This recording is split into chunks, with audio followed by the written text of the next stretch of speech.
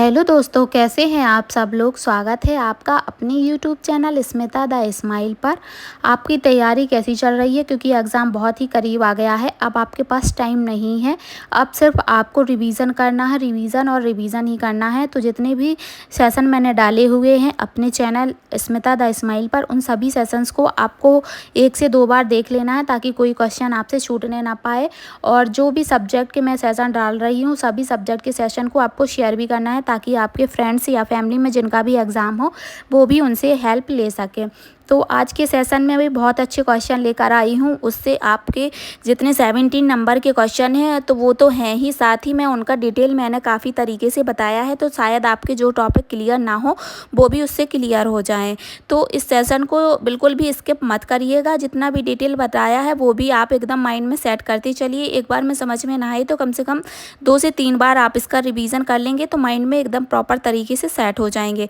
चलिए देखिए कैसा है आज का सेशन और कितने नंबर आए ये भी आप कमेंट करके बताइए। चलिए स्टार्ट करते हैं। फॉर असिस्टेंट ग्रेड 3 में जो सब्जेक्ट जीके एंड जीएस का पोर्शन आना है, उसके उसी टॉपिक से रिलेटेड जो सब्जेक्ट है उससे रिलेटेड जो 17 नंबर के क्वेश्चन आने हैं उसका सेशन ये लेकर आई हूँ, जिसमें बहुत ही अच्छे क्वेश्चंस का मैशअप है और जो आपके एग्ज़ाम को बहुत ही आगे तक ले जाएंगे, जो आपके एग्ज़ाम में आपकी जगह बनाने के लिए कारगर सिद्ध होंगे।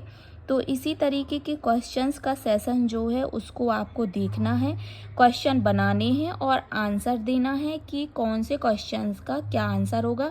जब तक मैं आपको क्वेश्चन पढ़कर बताती हूँ, उसके ऑप्शंस को क्लियर करती हूँ, तब तक आप कमेंट करके मुझे उन क्वेश्चन का आंसर बता सकते हैं और क्लियर कर सकते हैं कि आपके कितने क्वेश्चंस के आंसर सही हुए हैं और कितने क्वेश्चन आपसे नहीं बने हैं। और आपको ये भी बताना है कि जो ये मैं मॉडल सेट लेकर आ रही हूँ वो आपको लो लेवल का लग रहा है या फिर मॉडरेट या फिर हाई लेवल का, आपको बताना है।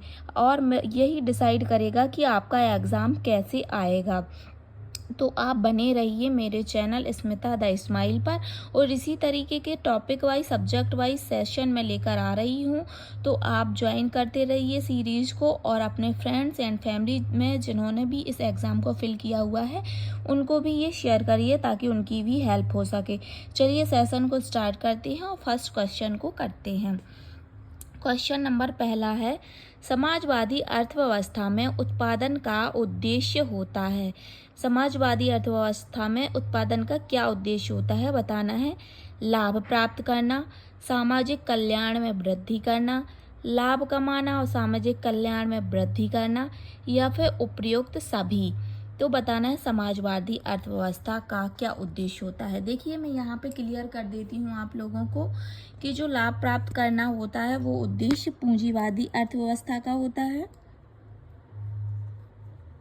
पूंजीवादी अर्थव्यवस्था का होता है लाभ प्राप्त करना, और जो समाजवादी अर्थव्यवस्था है उसका होता है सामाजिक कल्याण में वृद्धि करना। ये समाजवादी है।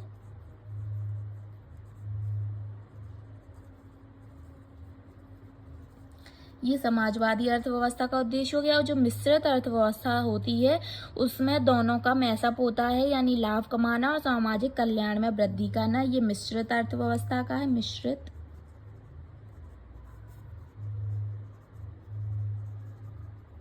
तो ये तीनों अर्थव्यवस्थाओं के उद्देश्य मैंने आपको क्लियर कर दिए। तो इसका राइट आंसर ऑप्शन बी हो जाएगा, सामाजिक कल्याण में वृद्धि करना समाजवादी अर्थव्यवस्था का उद्देश्य हो जाएगा।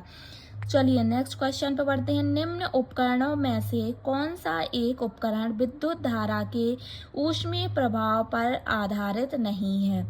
कौन सा उपकरण है जो कि विद्युत धारा के ऊष्मीय प्रभाव पर आधारित नहीं है, बताना है। ऑप्शन ए विद्युत हीटर, ऑप्शन बी विद्युत बल्ब, ऑप्शन सी ट्यूबलाइट और ऑप्शन डी विद्युत घंटी।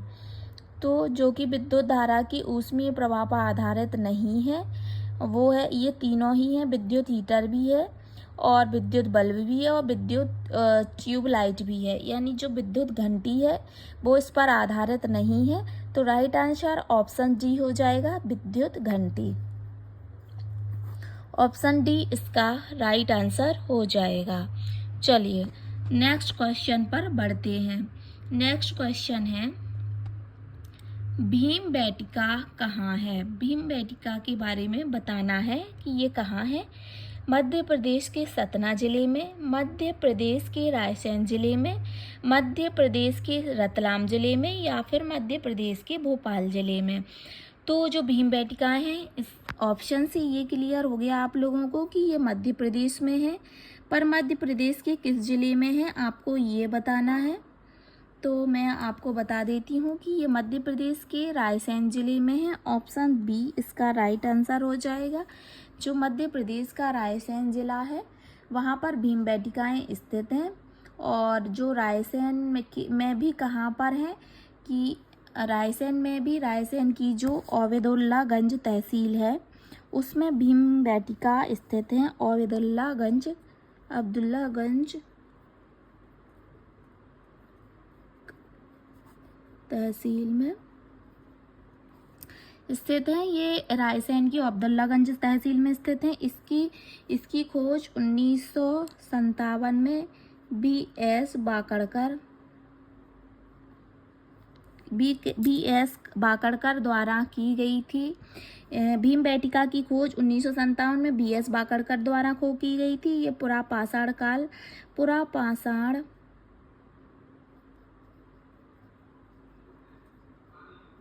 इसके साक्ष्य पुरापाषाण काल से मिले हैं।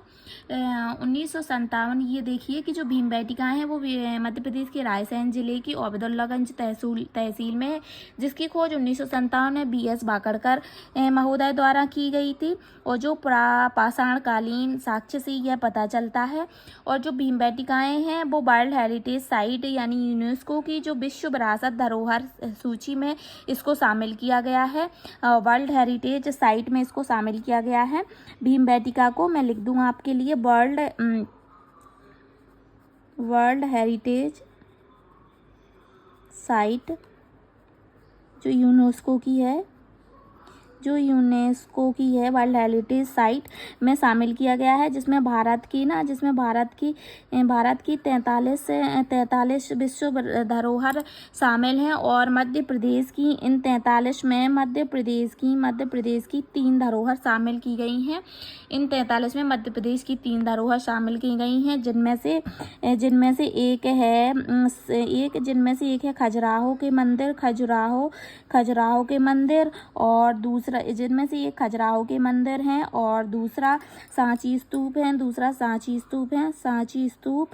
और तीसरे जो हैं वो भीमबेटका हैं जो तीसरी हैं। और इनको कब शामिल किया गया था, इनकी डेट बता देते हैं। वर्ल्ड हेरिटेज साइट में 1986 में खजुराहो के मंदिर को, 1989 में सांची स्तूप को, और 2003 में भीमबेटका को शामिल किया गया था। तो अब ये क्वेश्चन आपको क्लियर हो गया होगा कि जो भीमबेटका है वो मध्य प्रदेश के रायसेन जिले में है, जो कि 1957 में जिसकी खोज पुरापाषाण काल में बी.एस. बाकड़कर ने की थी। और ये रायसेन की ओबेदुल्लागंज तहसील में है। जो यूनेस्को की वर्ल्ड हेरिटेज साइट है उसमें भारत की 43 विश्व धरोहरों को शामिल किया गया है। और 43 में मध्य प्रदेश की 3 धरोहर हैं, जो कि एक है खजुराहो के मंदिर, जो कि चंदेल वंश के शासकों ने निर्माण किया था, जो कि 1986 में शामिल किया गया था। और सांची के जो स्तूप हैं वो भी रायसेन जिले में हैं, उनको 1989 में शामिल किया गया था। जो भीमबेटका की गुफाएं हैं वो उनको 2003 में शामिल किया गया था। इस तरीके से इस क्वेश्चन का डिटेल हो गया। चलिए नेक्स्ट क्वेश्चन पर बढ़ते हैं। लोकसभा की प्रथम महिला महासचिव थी। लोकसभा की जो प्रथम महिला महासचिव हैं वो कौन थी? लोकसभा की प्रथम महिला महासचिव कौन थी? बी.एस. रमा देवी, स्नेहलता श्रीवास्तव, सुषमा स्वराज, या फिर अमृता प्रीतम। तो बताना है लोकसभा की प्रथम महिला महासचिव जो थी वो कौन थी। तो जो लोकसभा की प्रथम महिला महासचिव हैं वो थी स्नेहलता श्रीवास्तव। जो स्नेहलता श्रीवास्तव हैं वो लोकसभा की प्रथम महिला महासचिव थी। तो ऑप्शन बी इसका राइट आंसर हो जाएगा, स्नेहलता श्रीवास्तव। और जो सुषमा स्वराज हैं वो दिल्ली की फर्स्ट महिला सीएम थी। जो सुषमा स्वराज हैं वो दिल्ली की फर्स्ट महिला सीएम थी सुषमा स्वराज। सुषमा स्वराज दिल्ली की फर्स्ट महिला सीएम है सुषमा स्वराज।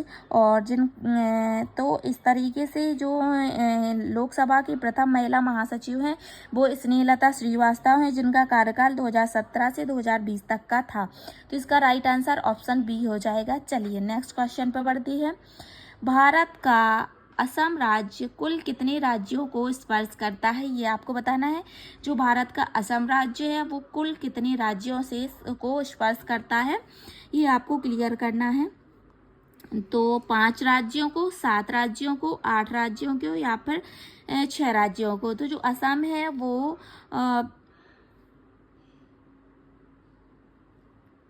7 सिस्टर्स में आता है। जो ईस्ट में 7 सिस्टर्स हैं उनमें से एक असम है, जो समझ लीजिए सबसे बड़ी बहन है।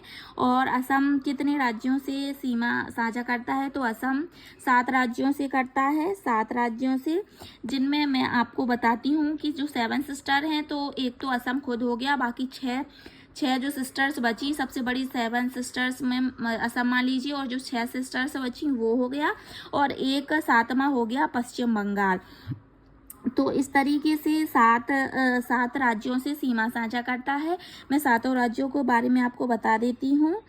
7 राज्यों में है अरुणाचल प्रदेश,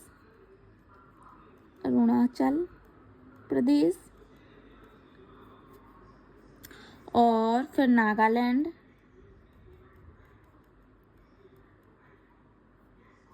और फिर हो गया मणिपुर, फिर हो गया मिजोरम, फिर हो गया त्रिपुरा, फिर हो गया मेघालय, और एक हो गया पश्चिम बंगाल।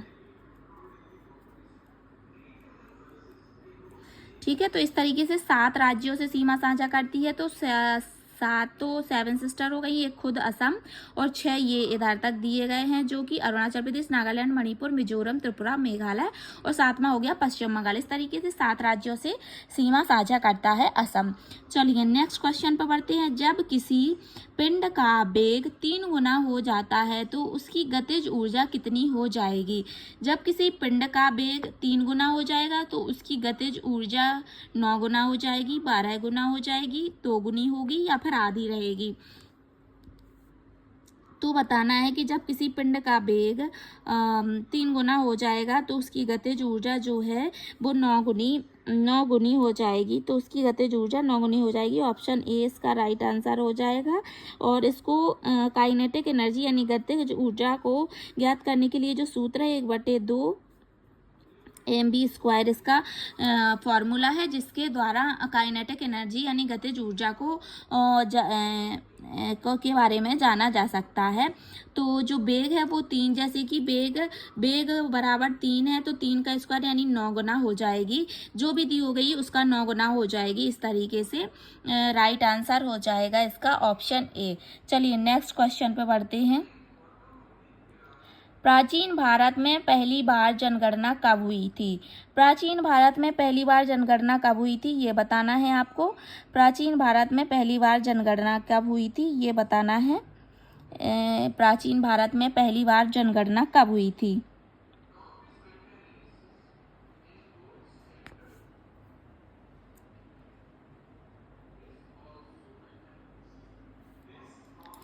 चलिए, प्राचीन काल में पहली बार जब जनगणना हुई थी वो गुप्त काल में हुई थी, या फिर मौर्य काल में, या कुषाण काल में, या फिर सातवाहन काल में। तो जो प्राचीन काल में जनगणना है वो हुई थी मौर्य काल में। ऑप्शन बी इसका राइट आंसर हो जाएगा। मौर्य काल में इसके साक्ष्य मिलते हैं, जो कि 2 चीज़ों से इसका पता लगाया जाता है। मौर्य काल में जब हुई थी तो इसके साक्ष्य मिलते हैं, वो भी 2 चीज़ों से इसके साक्ष्य मिलते हैं। एक मिलती हैं इंडिका से इसके साक्ष्य मिलते हैं, और दूसरा मिलते हैं इसके साक्ष्य अर्थशास्त्र से, जो राजनीति शास्त्र की पुस्तक है अर्थशास्त्र, जिसके रचयिता कौटिल्य या चाणक्य हैं। और जो मेगास्थनीज हैं उन्होंने इंडिका लिखी थी। मेगास्थनीज मैगस्थनीज की जो पुस्तक है इंडिका, उससे इसके साक्ष्य मिलते हैं इंडिका से और अर्थशास्त्र से कि प्राचीन काल में सबसे पहले मौर्य काल में जनगणना की गई थी। तो इसके दो साक्ष्य हैं, दो पुस्तकों द्वारा, इंडिका और अर्थशास्त्र। इंडिका लिखी गई थी मैगस्थनीज द्वारा और अर्थशास्त्र जो कि राजनीति शास्त्र की पुस्तक है जो कौटिल्य या चाणक्य द्वारा लिखी गई थी। तो इसका राइट आंसर ऑप्शन बी हो जाएगा। चलिए नेक्स्ट क्वेश्चन पे बढ़ते हैं। निम्नलिखित में से कौन सही सुमेलित नहीं है? जो 4 ऑप्शन दिए गए हैं इनमें से 3 सही, किसी न किसी तरीके से सही सुमेलित हैं और एक जो है वो सही सुमेलित नहीं है। आपको बताना है उनमें से कौन सा है जो सही सुमेलित नहीं है। ऑप्शन ए, 16 अक्टूबर को विश्व खाद्य दिवस मनाया जाता है। 9 अक्टूबर को विश्व डाक दिवस मनाया जाता है। 8 अक्टूबर को भारतीय वायु सेना दिवस मनाया जाता है और 5 अक्टूबर को अंतर्राष्ट्रीय वृद्धजन दिवस मनाया जाता है। तो इनमें से 3 सही हैं जो कि हैं विश्व खाद्य दिवस 16 अक्टूबर, विश्व डाक दिवस 9 अक्टूबर और भारतीय वायुसेना दिवस 8 अक्टूबर को मनाया जाता है। तीनों सही हैं। ऑप्शन जो डी है वो इसका रॉन्ग आंसर है, मतलब ये क्वेश्चन का राइट आंसर जो पूछा जा रहा था वही होगा, क्योंकि 5 अक्टूबर को अंतर्राष्ट्रीय वृद्धजन दिवस नहीं मनाया जाता है। तो इसका राइट आंसर ऑप्शन डी हो जाएगा। फ्रेंड्स आप देखिए ये क्वेश्चन तो एक है पर इनमें 4 क्वेश्चन दिए गए हैं, तो एक क्वेश्चन से आप 4 क्वेश्चन क्लियर हो जाएंगे आपके कि कब कौन सा दिवस मनाया जाता है। क्वेश्चन भले ही एक है पर इसमें माने तो टोटल 4 क्वेश्चन दिए गए हैं। तो राइट आंसर ऑप्शन डी हो जाएगा। चलिए नेक्स्ट क्वेश्चन पे बढ़ते हैं। राज्यसभा में मनोनीत सदस्यों की संख्या कितनी होती है? राज्यसभा में जो सदस्य मनोनीत किए जाते हैं उनकी संख्या पूछ रहे हैं। 2 होती है, 14, 12 या फिर लोकसभा का 1/3। तो जो मनोनीत सदस्यों की संख्या होती है वो 12 होती है। ऑप्शन सी राइट आंसर हो जाएगा 12, जो कि प्रत्येक क्षेत्र में जो बुद्धिमान व्यक्ति होते हैं उनको मनोनीत किया जाता है, चाहे वो संस्कृति, कला, विज्ञान के क्षेत्र से रिलेटेड किसी में भी हों तो उनका मनोनयन किया जाता है। तो 12 व्यक्तियों का राज्यसभा में मनोनयन किया जाता है। तो राइट आंसर ऑप्शन सी हो जाएगा।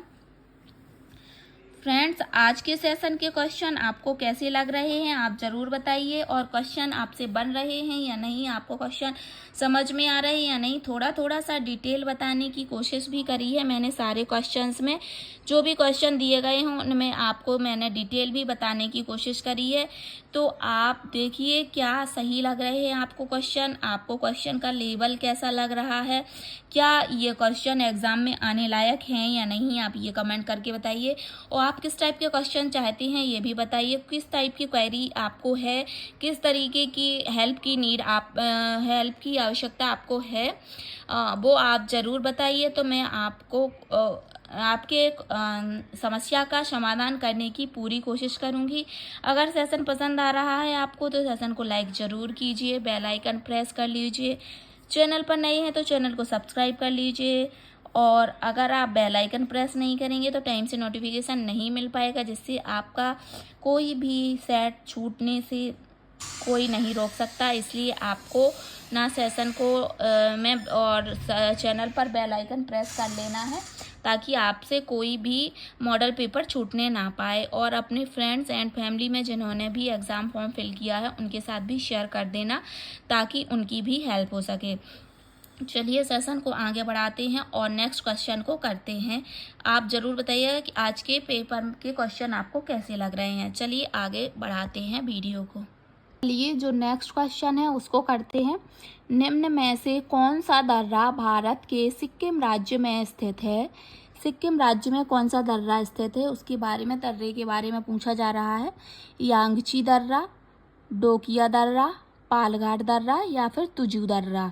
तो बताना है कि जो सिक्किम राज्य है उसमें इनमें से कौन सा दर्रा स्थित है। तो देखिए जो पालघाट दर्रा है वो केरल में स्थित है, जो कि कोच्चि और कोयम्बटूर को मिलाता है, कोच्चि से कोयम्बटूर को मिलाता है। पालघाट दर्रा केरल में है जो कि कोच्चि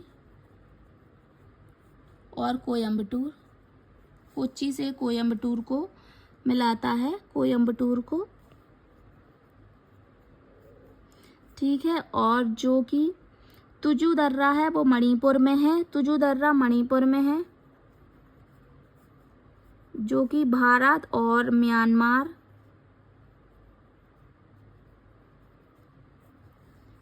को मिलाता है, जो कि भारत से म्यांमार को मिलाता है। तुजू दर्रा जो कि मणिपुर में है वो भारत को म्यांमार से मिलाता है। और पालघाट दर्रा केरल में है, जो कि कोची से कोयम्बटूर को मिलाता है। और जो कि सिक्किम राज्य में स्थित है वो है डोकिया दर्रा, डोकिया दर्रा यानी ऑप्शन बी राइट आंसर हो जाएगा। डोकिया दर्रा सिक्किम में स्थित है। और सिक्किम में दो और फेमस दर्रे हैं जो कि मैं आपको बताती हूँ कौन कौन से हैं। एक है नाथुला दर्रा और एक है जेलेपला। जेलेपला और नाथुला दर्रा दो और दर्रे हैं।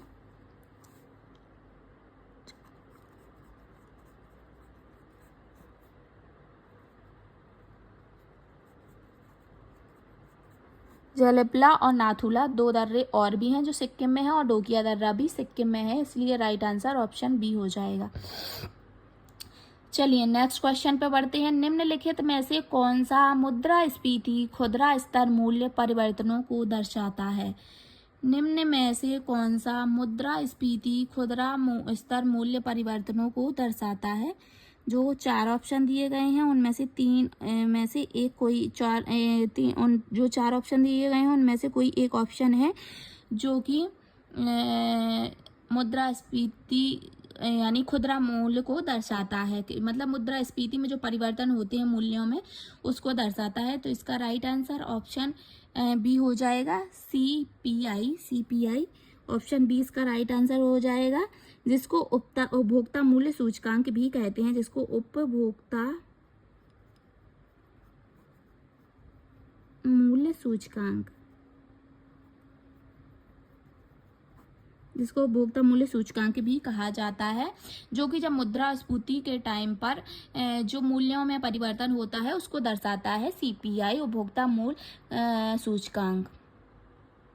Consumer price index, consumer price index English में हो जाएगा, हिंदी में उपभोक्ता मूल्य सूचकांक। चलिए नेक्स्ट क्वेश्चन पे बढ़ते हैं। जल गैस किसका संयोजन होता है? जो जल गैस है वो किसका संयोजन होता है ये पूछ रहे हैं। CO2 और H2O को, H2O का, ऑप्शन बी CO और H2 का, ऑप्शन सी CO2 और CO का, और ऑप्शन डी है CO और H2O का। तो आपको बताना है जो जल गैस है वो किसका संयोजन होता है। तो जो जल गैस है इसका उपयोग मेथनॉल संश्लेषण में किया जाता है। जो जल गैस है इसका उपयोग, जल गैस का उपयोग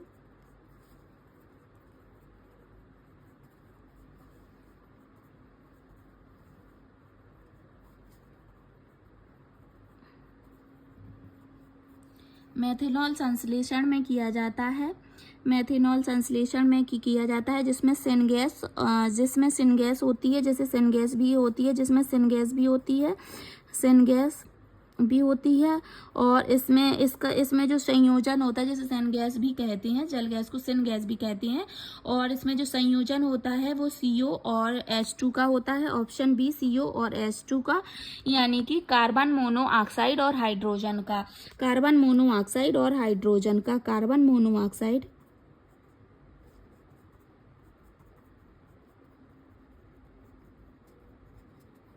और हाइड्रोजन। तो ऑप्शन बी इसका राइट आंसर हो जाएगा। चलिए नेक्स्ट क्वेश्चन पढ़ते हैं। नेक्स्ट क्वेश्चन है, गुल-ए-नगमा पुस्तक के लेखक हैं। गुल-ए-नगमा जो पुस्तक है उसके लेखक के बारे में बताना है कि कौन है। गुल-ए-नगमा पुस्तक के लेखक कौन है? जो कि ऑप्शन 4 दिए गए हैं, जिनमें से मैं पढ़ के बताती हूँ। फिराक गोरखपुरी, विष्णुडे वेंकटेश आयंगर या पन्नालाल पटेल। तो गुलाम-ए-नगमा पुस्तक के लेखक जो हैं वो हैं फिराक गोरखपुरी। जो फिराक गोरखपुरी हैं वो गुल-ए-नगमा पुस्तक के लेखक हैं। ऑप्शन ए राइट आंसर हो जाएगा। और जो विष्णुडे हैं वो बांग्ला लेखक हैं। बांग्ला लेखक हैं जो विष्णु डे, और जो पन्नालाल पटेल हैं वो गुजरात लेखक, गुजरात से संबंधित हैं। और जो वेंकटेश अय्यर हैं वो जो कन्नड़ लेखक हैं वो वेंकटेश अय्यर है। कन्नड़ लेखक हैं वो वेंकटेश अयंगर हैं वो कन्नड़ लेखक हैं। तो गुल ए नगमा पुस्तक के लेखक फिराक गोरखपुरी हैं। चलिए नेक्स्ट क्वेश्चन पे बढ़ते हैं। किस अनुसूची लिखना था यहाँ पे, किसी हो गया, यहाँ पे लिखना था किस अनुसूची के अंतर्गत ग्राम पंचायतों को शक्तियाँ एवं प्राधिकार प्रदान किए गए हैं। किस अनुसूची के अंतर्गत ग्राम पंचायतों को शक्तियाँ एवं अधिकार प्रदान किए गए हैं? तो 9वीं अनुसूची के अंतर्गत, 11वीं या फिर 10वीं या फिर 12वीं अनुसूची। तो जो ऑप्शन सी है वो राइट आंसर हो जाएगा 11वीं अनुसूची के अंतर्गत। 11वीं अनुसूची के अंतर्गत वो ग्राम पंचायतों की शक्तियाँ प्राधिकरण जोड़े गए हैं, और ये अनुसूची जोड़ी गई थी 73वें संविधान संशोधन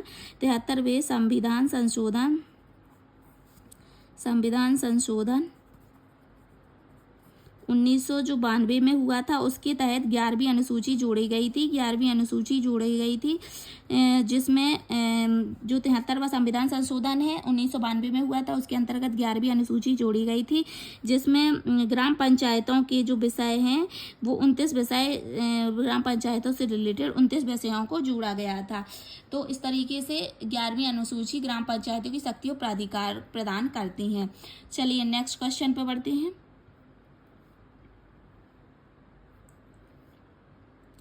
खनिज संपदा की दृष्टि से भारत के किस पठार को भारत के रूर की संज्ञा दी जाती है? भारत के रूर की संज्ञा किस पठार को दी जाती है खनिज संपदा की दृष्टि से? तेलंगाना का पठार, छोटा नागपुर का पठार, मेघालय का पठार या फिर बघेलखंड का पठार? देखिए मैं आपको बता दूं कि जो जर्मनी का रूर प्रदेश है, वो खनिज संपदा की दृष्टि से बहुत ही ज़्यादा संपन्न है। उसमें सभी प्रकार की खनिज संपदा पाई जाती है। तो उससे ही तुलना की जाती है कि जो जर्मनी का रूर क्षेत्र है उसी तरीके से भारत का रूर क्षेत्र कौन सा माना जाएगा? तो जो भारत का रूर क्षेत्र है वो है छोटा नागपुर का पठार। ऑप्शन बी छोटा नागपुर का पठार है, और जिसकी सबसे ऊंची चोटी पारसनाथ की चोटी है। पारसनाथ की जो चोटी है वो छोटा नागपुर पठार की सबसे ऊंची चोटी है, और यहाँ पर सभी प्रकार की खनिज संपदाएं पाई जाती हैं, जैसे कि जर्मनी के रूर क्षेत्र में पाई जाती है। इसलिए जर्मनी के रूर क्षेत्र से भारत के छोटा नागपुर के पठार की तुलना की जाती है। यानी जर्मनी का जिस प्रकार रूर क्षेत्र है उसी प्रकार भारत का रूर क्षेत्र छोटा नागपुर का पठार है, और इसकी सबसे ऊंची चोटी पारसनाथ की चोटी है। चलिए नेक्स्ट क्वेश्चन पे बढ़ते हैं। नेक्स्ट क्वेश्चन है, निम्न में से कौन सा कर राज्य कर नहीं है? राज्य कर कौन सा नहीं है ये पूछ रहे हैं। विलासिता कर, प्रवेश कर, सेवा कर या फिर राज्य बिक्री कर? तो देखिए जो राज्य बिक्री कर है वो राज्य का ही कर है, और प्रवेश कर एक राज्य से दूसरे राज्य में जाने पर वो प्रवेश कर लगता है, वो भी राज्य कर है। विलासिता कर भी राज्य कर की श्रेणी में आता है। तो जो सेवा कर है वो राज्य कर नहीं है। तो ऑप्शन सी इसका राइट आंसर हो जाएगा, सेवा कर। चलिए नेक्स्ट क्वेश्चन पर बढ़ते हैं। निम्नलिखित में से कौन सा वर्णक हमारे बालों, त्वचा और आँखों के रंग के लिए मुख्य रूप से उत्तरदायी है? कौन सा वर्णक है जो बालों, त्वचा और आँखों के रंग के लिए मुख्य रूप से उत्तरदायी है? ये सबसे सिंपल क्वेश्चन है, इसका आंसर लगभग सभी को पता होगा। मेलेनिन, मायोग्लोबिन, मेलाटोनिन या फिर क्लोरोफिल। तो जो मेलेनिन है वो हमारे बालों, त्वचा और आँखों के रंग के लिए सर्वाधिक उत्तरदायी है, या मुख्य रूप से यही उत्तरदायी है जो मेलेनिन है। तो राइट आंसर ऑप्शन ए हो जाएगा, मेलेनिन। फ्रेंड्स ये सेशन का लास्ट क्वेश्चन था। आज का सेशन आपको कैसे लगा ज़रूर बताइएगा। अगर अच्छा लगा है तो वीडियो को लाइक ज़रूर करिए, जिससे कि मोटिवेशन मिले और भी आपके साथ मेहनत करने की इच्छा जागृत हो। तो आप लाइक ज़रूर करिए मोटिवेशन के लिए, और सेशन अच्छा लगा है तो आप उसको चैनल को सब्सक्राइब कर लीजिए और सेशन को शेयर भी कर दीजिए, ताकि आपके साथ साथ जो भी आपसे जुड़े हुए लोग हैं उनको भी हेल्प हो सके। तो आज के सेशन को यहीं पर समाप्त करते हैं। अपना ख्याल रखिए और अपनी सेहत का भी ख्याल रखिए, क्योंकि एग्ज़ाम बहुत ही करीब आ गया है और अब आपको अपनी सेहत का भी साथ में साथ ख्याल रखना बनता है। और आपको अब प्रैक्टिस की बहुत ज़्यादा ज़रूरत है। 1 से 2 दिन ही रह गए हैं आपके पास, तो आपको प्रैक्टिस करते रहनी है। और जितने भी सेट मैंने डाले हुए हैं, अगर आपने वो नहीं देखे हैं तो फटाफट से चैनल पर विजिट कीजिए और सारे सेशन को देख लीजिए। एक बार फटाफट रैपिड फायर रिवीजन कर लीजिए, ताकि आपके एग्ज़ाम में कोई भी क्वेश्चन छूटने ना पाए। मिलते हैं इसी तरीके के नेक्स्ट वीडियो में, नेक्स्ट टॉपिक और नेक्स्ट सब्जेक्ट के साथ। तब तक के लिए bye bye, take care, thank you for watching.